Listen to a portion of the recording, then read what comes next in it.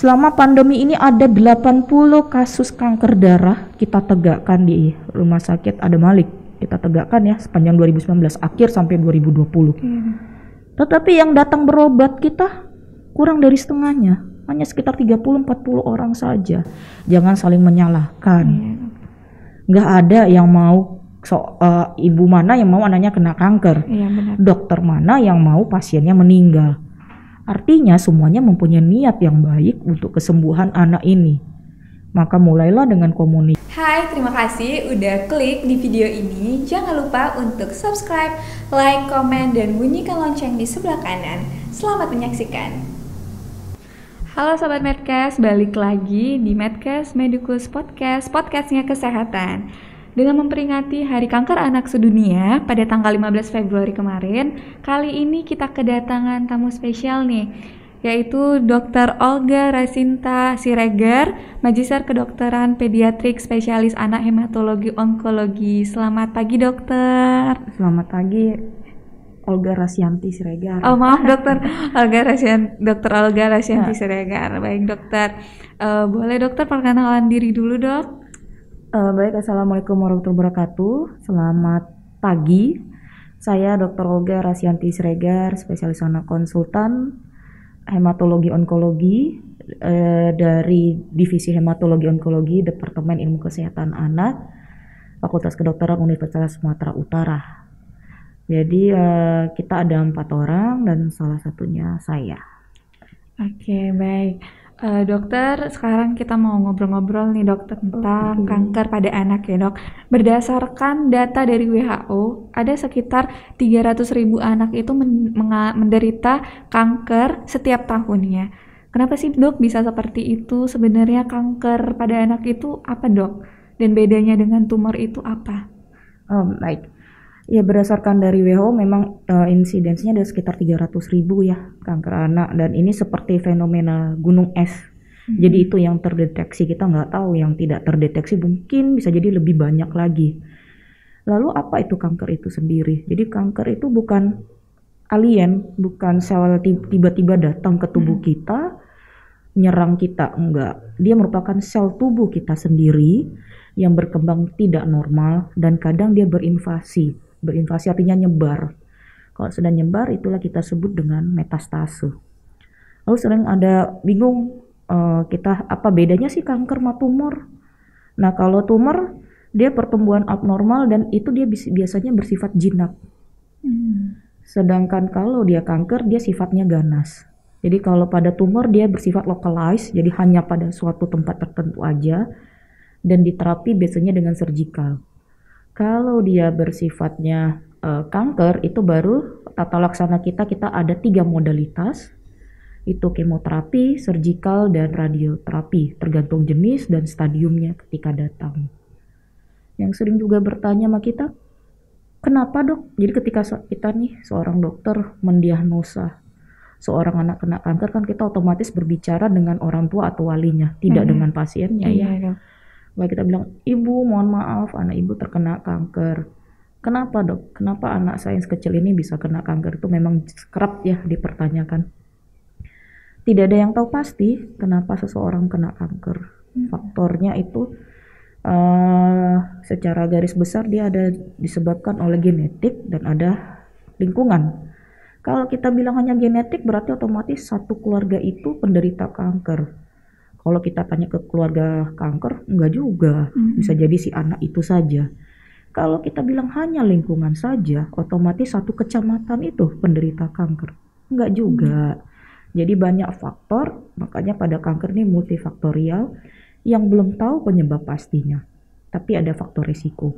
Lalu bagaimana membedakannya? Ada beda nggak antara anak sama dewasa? Iya. Kalau pada anak, umumnya lokasinya itu jaringan, makanya pada anak paling banyak adalah kanker darah. Berbeda pada dewasa yang sifatnya organ, makanya pada dewasa itu yang kena kanker payudara, kanker paru, berbeda. Benar. Yang kedua, deteksi.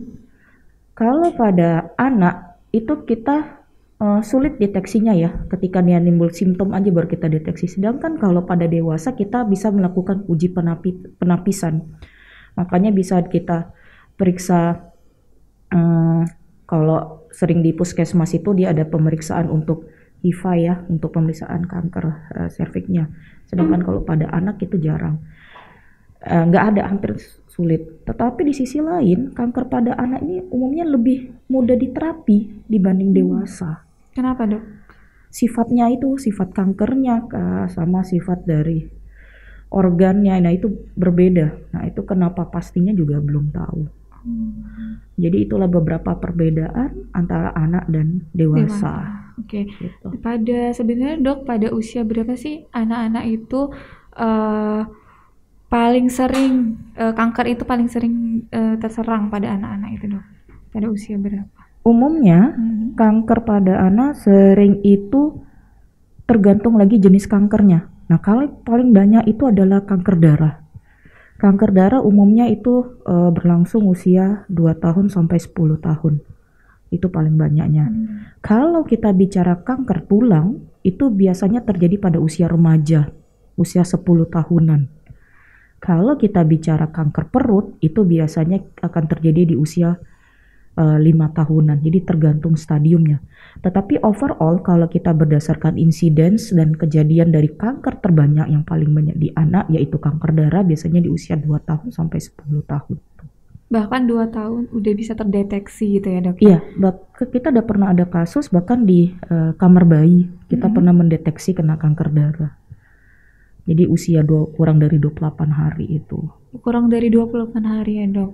Itu nggak jarang tapi bisa terdiagnosa. Karena nggak ada yang tahu ya, Dok ya? Iya, karena semakin dini apalagi sulitnya juga pada anak itu keluhan ya. Anak sulit memberikan kata keluhan itu. Kalau kita dewasa sikit aja sakit kepala, nyeri kita pasti bisa bercerita. Iya, Dok, benar. Bayangkan anak yang usianya lebih kecil, dia sulit, yang ada dia hanya merengek, menangis. Nah itu yang kadang kita agak sulit. Atau umumnya orang tua hanya memberikan asuhannya kepada pengasuh atau kepada nenek kakeknya yang bahkan juga tidak bisa menceritakannya. Jadi hal-hal itulah yang jadi sulit juga pada kasus-kasus anak ini. Sulit untuk mendiagnosanya itu. Oke, Dok, baik. Selanjutnya apakah ada perbedaan antara kanker pada laki-laki dan perempuan sendiri, Dok? Pada anak laki-laki dan anak perempuan? Kalau perbedaannya sih hanya berdasarkan statistik aja ya, tetapi perbedaan secara ininya sih tidak terlalu ya, tidak terlalu ya, hampir sama saja. Tetapi mungkin pada usia remaja mungkin ya pasti kanker ovarium lebih sering kanker ovarium pasti terjadi pada perempuan gitu. Tetapi untuk ketika kanker-kanker yang terjadi pada usia anak itu tidak terlalu. Walaupun kalau misalnya kanker darah terjadi pada anak laki-laki atau perempuan itu kita akan mengatakan resikonya akan berbeda. Tapi overall tidak terlalu banyak pengaruh. Gitu, Dokter. Tadi kan dokter sudah ada beberapa memaparkan mengenai jenis-jenis kanker pada anak ya, Dok. Selain tadi kanker darah dan kanker tulang ya, Dok, ada lagi nggak, Dok, kanker pada anak ini selain itu? Iya, jadi kanker-kanker yang sering terjadi pada anak, yang pertama memang kanker darah atau leukemia kita bilang ya. Kemudian ada kanker kelenjar getah bening, namanya limfoma. Kemudian kanker ketiga yang paling banyak itu adalah kanker mata atau retinoblastoma. Nah, berbeda dengan insiden kalau secara global itu nomor 2 paling banyak itu kanker otak. Di kita kanker otak tidak terlalu banyak. Di Indonesia? Di Indonesia ya. Apakah karena datanya yang kurang, pasiennya yang memang tidak datang, bagaimana juga tidak tahu. Tetapi secara statistik yang kita lakukan bahwa memang kanker kanker darah, kanker kelenjar getah bening dan retinoblastoma lah yang paling banyak. Kemudian nanti ada kanker perut. Kanker perut itu paling banyak ada namanya tumor Wilms atau kanker ginjal. Ada neuroblastoma dan kanker tulang. Itu merupakan kanker-kanker yang paling banyak terjadi pada anak. Kalau kan itu tadi, Dok, kanker-kanker yang sering terjadi. Kenapa sih, Dok, bisa terjadi yang paling sering terjadi itu yang kanker hematologi. Ya. Jadi kalau kanker itu secara garis besar dibagi 2 ya kalau pada anak. Ada disebut dengan kanker cair atau hematolimfoid, itulah kanker darah, leukemia dan limfoma. Baru solid tumor, kanker padat. Kanker padat kalau di mata namanya retinoblastoma, kalau di ginjal namanya Wilms tumor, kalau di tulang namanya osteosarkoma. Kenapa sih bisa kanker darah itu paling banyak? Gak ada yang tahu juga kenapa itu. Kalau dia semakin dini kita tegakkan seorang pasien, berarti kemungkinan pengaruh genetik lebih besar. Tetapi kenapa insidensinya lebih besar? Nggak ada yang tahu. Tetapi kalau misal kita berbicara retinoblastoma, itu merupakan salah satu kanker yang turunan herediternya tinggi dibanding kanker lainnya. Jadi kalau ada satu orang penderita kanker mata, umumnya di keluarganya itu ada keluhan lain yang mungkin dia ada pencetusnya juga. Jadi keluhan kanker mata itu bisa mata merah, mata juling, mata kucing, kemudian mata besar. Kalau sudah ada satu anak penderita, nah itu harus kita cari tahu. Jadi kemungkinan dalam keluarga itu mutasi genetiknya besar. Iya. Oke dokter, menurut apakah ada hubungannya dok tingkat kewaspadaan terhadap kanker tersebut di negara kita ini? Iya. Jadi kalau kita bicara secara statistik ya, WHO mengatakan bahwa bahwa pada pasien kanker yang survive atau penyintas di negara yang high income country itu bisa sampai 80% dia bisa sembuh. Sedangkan pada negara low dan middle income country itu hanya sekitar 20%. Kenapa itu bisa terjadi? Pertama karena memang awareness dari keluarganya kah? Awareness dari tenaga kesehatannya kah, atau awareness dari sistemnya yang sulit. Nah, kalau awareness keterlambatan dari awareness itu yang kita sebut dengan delay. Jadi ada patient delay-nya itu. Lalu bagaimana bisa kita, kadang pertanyaan itu ya, bagaimana sih dok cara tahu anak saya kena kanker? Iya dok. Jadi hati-hati anak dengan pucat. Hati-hati anak dengan pucat dengan atau tanpa perdarahan. Dari mana kita tahu seseorang itu menderita pucat? Mungkin Intan bisa lihat nih telapak tangan Intan warnanya ada merah-merahnya ya. Iya. Nah kalau dia pucat itu warnanya putih. Kalau sudah putih di telapak tangannya itu biasanya kalau WHO udah bilang HB-nya udah di bawah 6. Jadi tiba-tiba pucat tanpa ada perdarahan, hati-hati. Ada lebam, ada bintik merah, hati-hati. Lebam bintik merah menandakan kadar trombosit yang rendah. Padahal nggak ada ngapa-ngapain ini, nggak ada kecelakaan, nggak ada trauma. Tiba-tiba lebam aja, tiba-tiba pucat aja, hati-hati. Hati-hati demam, lebih dari 7 hari tanpa jelas penyebabnya. Itu merupakan salah satu gejala dari leukemia. Jadi trias leukemia itu ada anemia, ada demam, ada nyeri sendi. Nah, hati-hati. Nyeri sendinya, nyeri pada kanker ini sangat-sangat nyeri. Ibaratnya senggol bacok dia kalau mau dihituin. Jadi kena semilir angin sekalipun dia sudah nyeri. Jadi nyerinya nyeri sekali. Kemudian kalau di luar negeri karena tumor otak merupakan nomor 2, jadi dia gejalanya sakit kepala. Yang kadang disertai dengan muntah tanpa mual. Jadi sakit tiba-tiba langsung keluar aja. Kalau kita kan biasanya kalau mau muntah ada ada rasa mual dulu ya. Iya benar. Dia tidak. Jadi berarti ada suatu peningkatan tekanan di dalam otaknya. Nah, hati-hati kalau itu adalah peningkatannya karena tumornya, karena tumor otak. Kemudian kanker ketiga paling banyak retinoblastoma. Maka gejalanya hati-hati kalau seperti mata kucing. Pernah nggak lihat kucing di malam hari? Kita center matanya bersinar ya. Iya dok. Nah, itu tidak normal kalau pada manusia. Karena itu sudah gejala dari retinoblastoma. Terus pernah nggak Intan foto? Hasil foto Intan itu matanya seperti mata setan merah. Itu normal. Iya. Selalu kayak gitu. Gitu ya. Tiba-tiba matanya kok nyala sendiri, merah sendiri. Itu normal. Berarti ada pembuluh darah. Oh, berarti normal ya dok. Berarti normal. Nah, berbeda kalau orang di foto flashnya itu tidak nampak di matanya. Jadi dia tidak ada bayangan. Berarti ada sesuatu yang memblok dari pembuluh darahnya itu. Dalam hal ini hati-hati dia merupakan kanker mata. Jadi gejala pucat, bintik merah, lebam itu hati-hati. Gejala dengan demam lebih dari 7 hari tanpa penyebab juga hati-hati.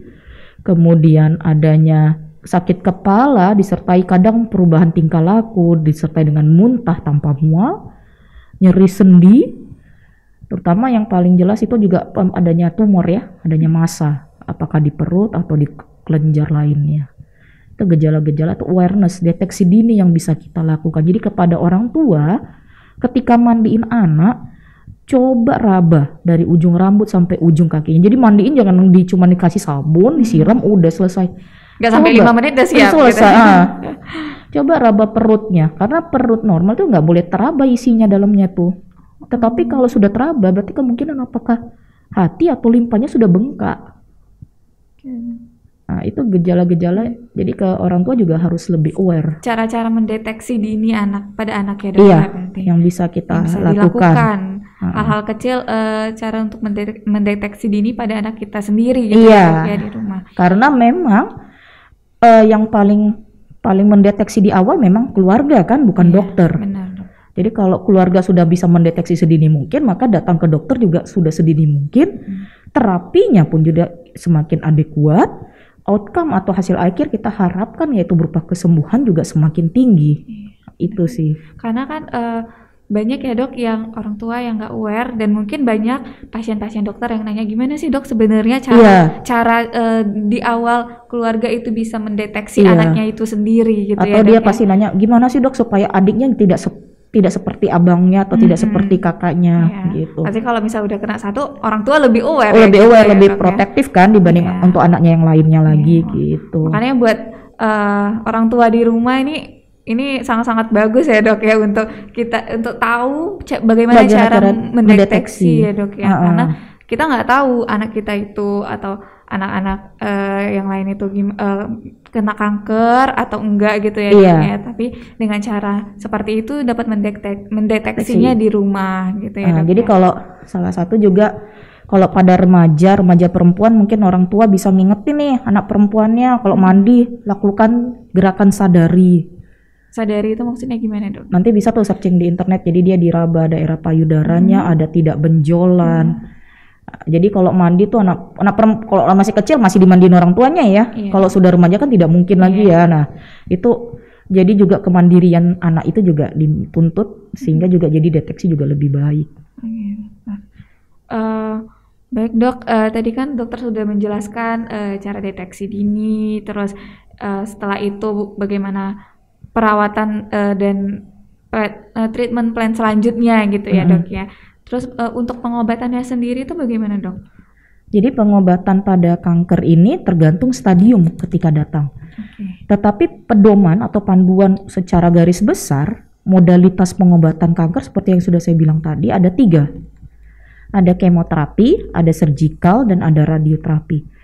Tidak semua 3 modalitas ini bisa kita terapkan di kanker.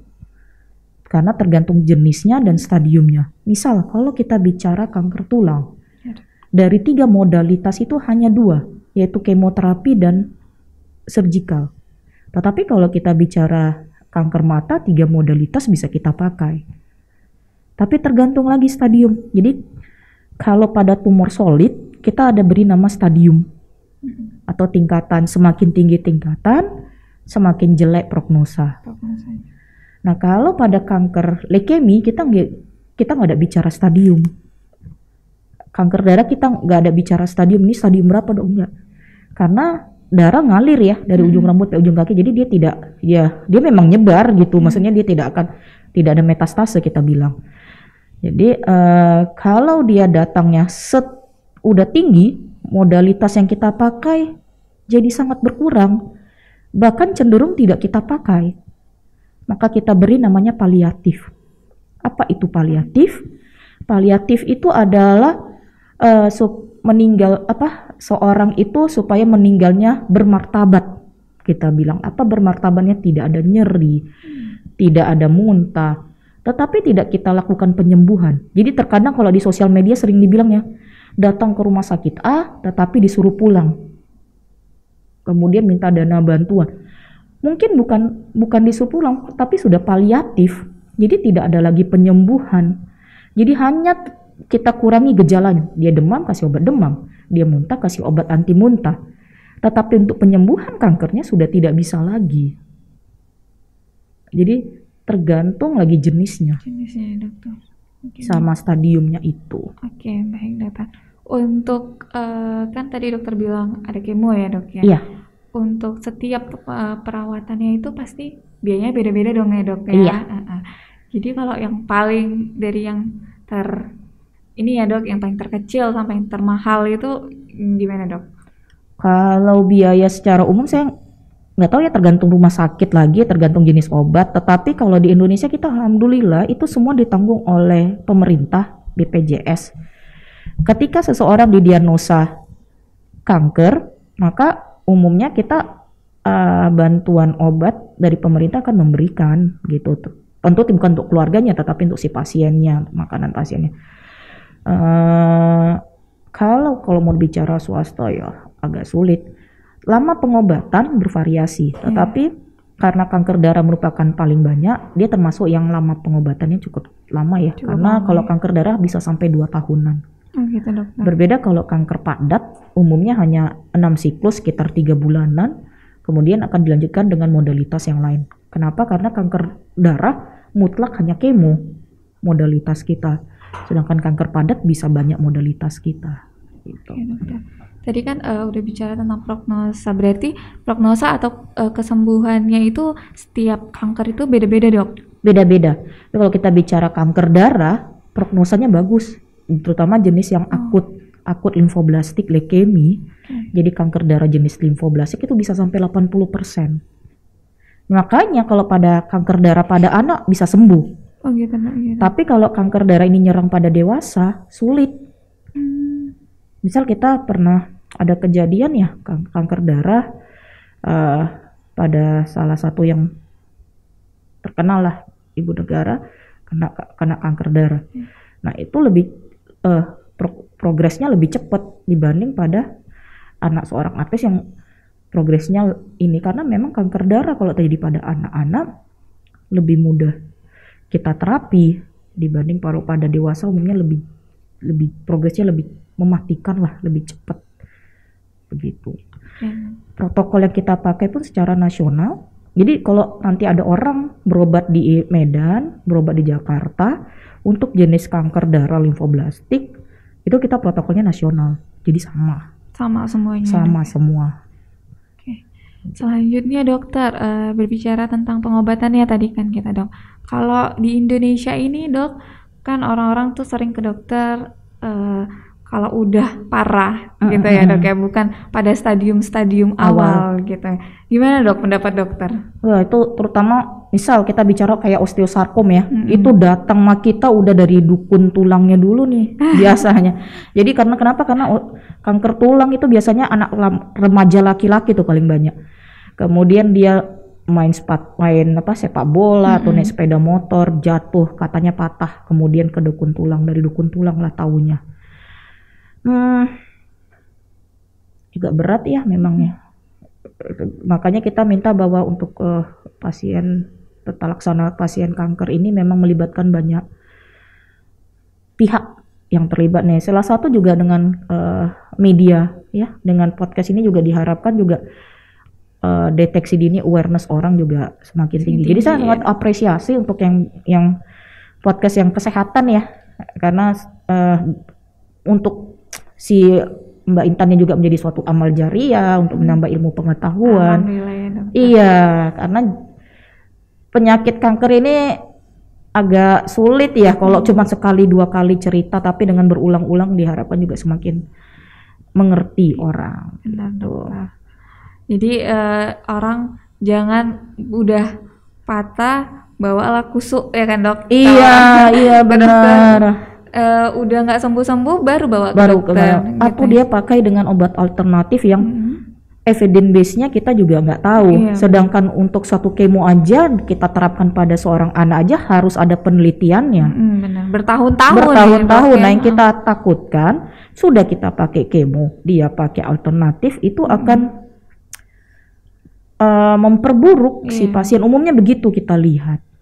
Gitu. Dipengaruhi lagi Iya, sama obat-obatan yang kita nggak tahu isinya apa. Benar-benar. Iya. Kadang orang-orang kita nggak bisa ini ya dok menginterupsi orang-orang juga ya untuk 100% percaya gitu ya dok. Benar, apalagi ketika seorang anak dibilang sakit itu bukan ibu bapaknya yang terlibat, opungnya, tantenya yang akan terlibat di dalamnya dan ikut mempengaruhi keputusan-keputusan itu. Benar-benar dok. Makanya jangan terkejut kalau anak sudah kita tegakkan diagnosa hilang itu untuk terapi. Apalagi selama pandemi ini, terus terang. Selama pandemi ini ada 80 kasus kanker darah kita tegakkan di Rumah Sakit Adam Malik. Kita tegakkan ya sepanjang 2019 akhir sampai 2020. Tetapi yang datang berobat kita kurang dari setengahnya. Hanya sekitar 30-40 orang saja. Kemana yang lain? Setengahnya itu iya, ya, dok, kemana yang lainnya? Kan pasiennya tidak bisa memberi keputusan. Iya, benar-benar dok. Itu setelah ditegakkan sudah tegak, habis itu hilang. Nah, jangan datang lagi ke kita udah jelek kan kasihan ya, gitu loh. Benar, dokter. Dan lebih rumit jadinya. Jadi orang tua juga sebenarnya harus ini ya dok ya. Nah, kalau tidak ngerti mungkin bertanya lagi ya, tetapi bertanya ke ahlinya. Iya, bukan orang-orang bukan yang lain yang setengah-setengah pengetahuannya atau bahkan memang tidak ada pengetahuannya tapi soteu gitu. Iya benar dok. Aduh, gimana ya dok ya, kita juga berharap masyarakat kita ini lebih aware dan lebih mengerti ya dok ya. Iya. Dan ini loh ahlinya udah ada loh di sini gitu. Kenapa harus cari yang lain gitu ya dok ya? Ditambah lagi udah sistem online ini kan udah semakin canggih ya. Iya. Kalau dulu mungkin nggak pandai lah kita buka laptop atau cari, ini kan dengan sekolah online mau nggak mau si orang tua juga belajar. Jadi mau nggak berarti dengan kata lain informasi pun semakin cepat dong dia tahu. Iya benar gitu. dokter. Makin apa? Udah tegak nih dia langsung Google. Apa ini? Gimana caranya gitu ya dok ya? Tapi di sisi lain efeknya juga kadang dia bacanya setengah. Tapi dok ini kayak gini dok. Tapi itu memang lebih bagus. Lebih bagus artinya dia ada komunikasi dibanding orang yang tidak ada komunikasi tiba-tiba hilang. Iya benar. Oke dokter. Tadi kan dok kita udah ngobrol-ngobrol nih dok sebelum kita mulai tadi saya ngobrol dengan dokter tentang dokter ada yayasan ya dok ya? Ada yayasan. Ada yayasan, namanya yayasan apa dok? Kita ada Yayasan Onkologi Anak Medan, jadi yayasan independen ya, non-government NGO, jadi dari untuk para penderita kanker. Jadi jangan kaget, jangan sedih. Kita harapkan dengan ini adalah bahwa kita bersama berjuangnya. Yayasan ini itu didirikan dari wanita-wanita yang hebat, nah gitu. Terus dan mereka latar belakangnya bahkan bukan seorang penderita atau mempunyai keluarga kanker, enggak. Jadi ini salah satu yang sangat miss dari kita, sangat hebat. Dan juga kita mempunyai rumah singgah. Jadi pasien kanker ini kan berobat satu siklus, kemudian dia pulang, berobat lagi. Nah kalau dia jauh, itu kan memakan ongkos, memakan waktu. Jadi kita memberi bantuan, kita mempunyai rumah singgah, silakan datang ke rumah singgah kita. Gratis. Mungkin untuk yang pendampingnya dibayar, tapi tidak mahal, paling 5.000 atau 10.000 ya. Tapi dapat makan, dapat ini semua. Nah, itu kita supaya kita bersama, dan kita ada fun terapi. Jadi ketika sebelum COVID ini kadang pasien-pasien kanker ini kita ajak untuk berwisata bareng, menyanyi bersama. Itulah salah satu bentuk sosial dari kita. Berarti seperti komunitasnya ya dok ya di dalam itu. Berarti di situ semuanya anak-anak penderita kanker. Kita juga punya di dalam itu juga kita punya namanya komunitas para penyintas. Para penyintas kanker. Penyintas kanker namanya Cancer Buster. Nah itu dia para penyintas yang akan memberikan motivasi. Kemudian kita punya komunitas aferesis, jadi orang yang memberikan sumbangan darah. Karena kita tahu bahwa kanker ini salah satu yang dia perlu transfusi darah. Sementara darah ini sifatnya relawan. Artinya orang datang ujuk-ujuk ke rumah sakit ambil darah saya. Sulit ya, apalagi di situasi pandemi ini ada orang datang ke rumah sakit cuma memberikan darah. Nah, dengan komunitas-komunitas ini sangat membantu. Jadi kita juga membuka peluang kepada yang lain, masyarakat juga kalau ingin bergabung, ayo gabung ke kita. Jadi kita akan memberikan bantuan-bantuan, memang mungkin tidak material yang tidak banyak ya, tetapi material kan juga luar biasa, memberi support, memberi ini. Jadi di yayasan itu semua saling support ya. Saling support. Ya? Saling menguatkan, saling nggak you are not alone gitu loh ibaratnya yang menghadapi ini. Benar dok, semuanya harus survive gitu. Semuanya harus survive. Jadi dengan tim lah ya. Ya dok, dengan berjalannya sekarang kan pandemi ini ya dok ya. Gimana sih dok kanker ini dan COVID ini gimana dok? Maksudnya kanker dan COVID pengaruhnya COVID itu terhadap kanker itu sangat. Saya untuk di Rumah Sakit Adam Malik itu kita anak kanker menderita COVID itu ada sekitar 4 anak. 2 anak tidak survive ya, meninggal. Karena memang basic si anak ini, pertama jenis kankernya memang berat, kedua satu anak ini sudah didiagnosa tidak terapi, jadi datang sama kita dengan COVID dan tidak ada terapi, tidak mau kemo dia, jadi memang berat di sisi lain. Jadi tetapi kalau anak dengan COVID, anak keganasan dengan dia menderita infeksi memang lebih berat dibanding anak normal. Anak dengan keganasan kemudian kena COVID, umumnya kemo kita harus kita stop. Bayangkan kemonya, kankernya jadinya berjalan, karena kita nggak bisa nih campurin. Karena semakin ganas nanti si COVID kalau kita juga menurunkan daya tahan tubuh dia gitu.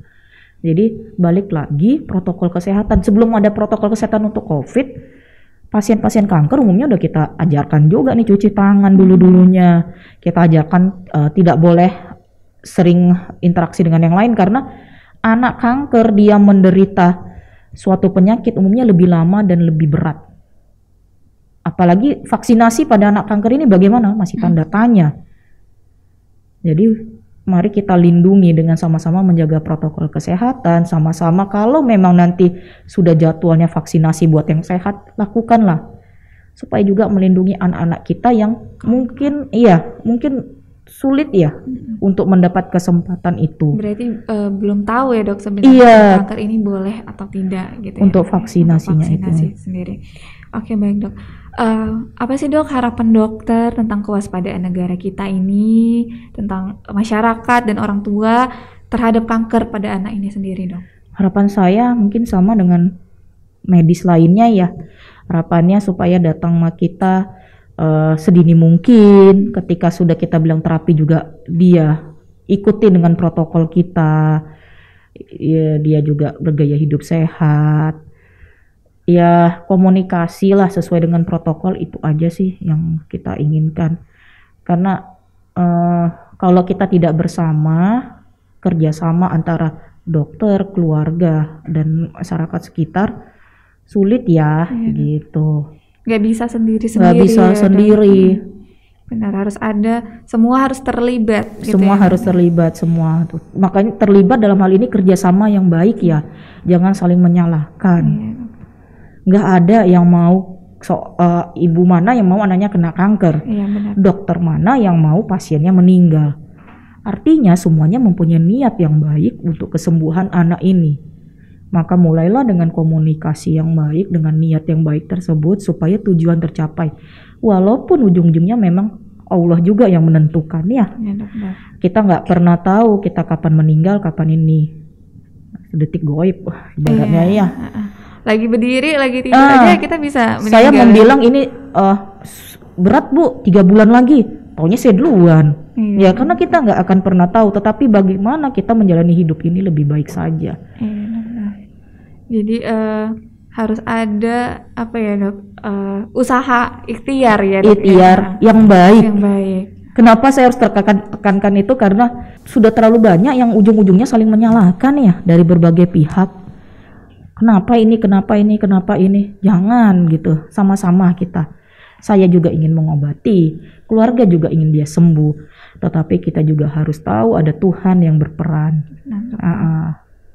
Yang sudah terjadi ya udah, mari kita bersama-sama perbaiki. Oke, dokter. Sekarang dok kan pada pandemi ini sebenarnya apa sih dok harapan dokter tentang pandemi kita pada saat ini? Harapan saya berakhirlah pandeminya, cuman itu aja. Jadi berakhirnya itu tentu juga sama seperti juga untuk tata laksana kanker, butuh banyak peran, banyak pihak yang terlibat. Salah satunya dengan protokol kesehatan, salah satunya juga edukasi terus menerus ya. Ya, salah satu dengan ajang media sosial seperti ini juga sangat bagus edukasi. Karena efek dari lockdown, orang juga jatuhnya hanya melihat dari online ya. Iya, benar dokter. Jadi maka lebih bagus memang program-program online itu juga yang kita pilih yang berbobot, yang memang untuk kesehatan bersama. Oke dokter. Dokter boleh dong kasih motivasi untuk orang tua mungkin yang nonton sekarang ini yang mungkin anaknya ada menderita kanker gitu dok. Boleh dong kasih motivasi sedikit. Baik untuk para orang tua dari para pejuang, kita bilangnya pejuang kanker ya. Itu jangan sedih, jangan kecewa. Kenapa anak saya kena kanker? Kenapa harus saya menjaganya? Sudahlah, kita hadapi bersama. Tidak akan ditinggalkan oleh pihak medis, tidak akan ditinggalkan. Jadi kita akan bersama untuk mencapai kesembuhan si pejuang ini sendiri. Ibu bapak tidak berjuang sendiri, ada kita tim medis yang bersama-sama. Tapi kita harapkan memang kerjasama aja, kerjasama dari kita supaya semuanya juga teratasi. Cita-cita kita semua yaitu kesembuhan juga mendapat ridho dari Tuhan. Itu aja. Oke, boleh You're juga, not alone lah. Ya, boleh juga datang ke yayasannya. Boleh. Kalau nanti biasanya orang menjadi depresi, menjadi sedih karena merasa dirinya sendiri. Tidak sendiri. Ini bukan penyakit yang memalukan. Karena stigma kanker ini juga agak berat ya di masyarakat. Ini bukan penyakit menular, ini bukan penyakit memalukan. Jadi bersama, kalau misalnya butuh teman curhat, butuh melihat bahwa ada loh kasus-kasus lain yang hampir mirip, itu bisa datang ke yayasan kita, Yayasan Onkologi Anak Medan. Itu bisa dilihat di Instagram ya, ada namanya Yayasan Onkologi Anak Medan. Kita di jalan apa dok? Kita punya rumah singgah di sebelah ada Malik.